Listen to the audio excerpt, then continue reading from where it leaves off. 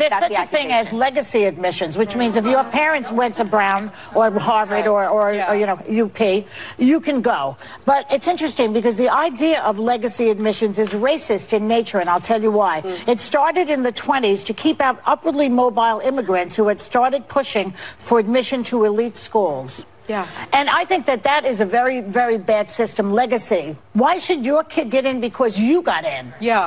Okay? Well, the only thing I will say That's is not when fair. it comes to I didn't have any. I was the first person in my whole family to go to college. Military academies, my family goes back generations at the Naval Academy, and that's service to your country. So I would push back in that part of it because my grandfather, great-grandfather, my brothers, they all served their country. Yeah, but if you don't have the grades, why should you benefit? They did have from the grades. that? My brother did, but I don't think there's anything to be ashamed of the fact that my family's legacy is at the Naval Academy. My father's buried there. I'm not talking about your family. I'm talking about legacy. I'm talking about the policy of where legacy admissions came from. I'm very proud of my family's legacy at the Naval Academy. And Jews probably out of the colleges. Well, let me say that's what it's about. Yeah, just that she would take a general condemnation of legacy admissions at colleges as a personal attack against her is so telling for John McCain's daughter, I mean Meghan McCain. Seriously, you can't get much more on the nose than Joy Behar just describing how overall the fact that certain kids have an objectively unfair leg up on other kids who might be more deserving of a spot in college, and then a woman whose career is predicated on her father's fame speaks out against it. Like,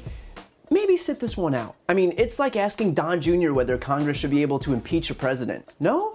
Oh, that's so interesting that you'd say that. I never would have thought. And the craziest part is that Meghan McCain's argument for legacy admissions is that her father, grandfather, and great-grandfather all went to the military academy. But that's not a justification, that's just the definition of a legacy. If your best argument for something is to define the word, whew, the point remains that why should Meghan McCain, for example, have a spot in the military academy over someone else theoretically more deserving simply because her relatives got in? Look, I get it. It's a nice story and traditions are important, but if the foundations on which those traditions are built is false, then it's not worth anything. And this issue is so relevant in politics because Trump's entire campaign was predicated on the idea that Mexico, for example, is not sending their best people. When Mexico sends its people, they're not sending their best.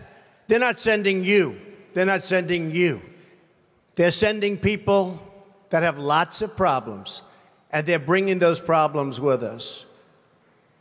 They're bringing drugs, they're bringing crime, they're rapists, and some, I assume, are good people. It seems like Republicans, which Meghan McCain is, need to decide which one it is. Are we a meritocracy where hard work and talent are the most important factors, or are we defined by our parents and it's fine to coast off their achievements? Because right now it feels like they're talking out of both sides of their mouth, and the only common denominator might be helping rich white folks. But of course we all know that that couldn't possibly be it.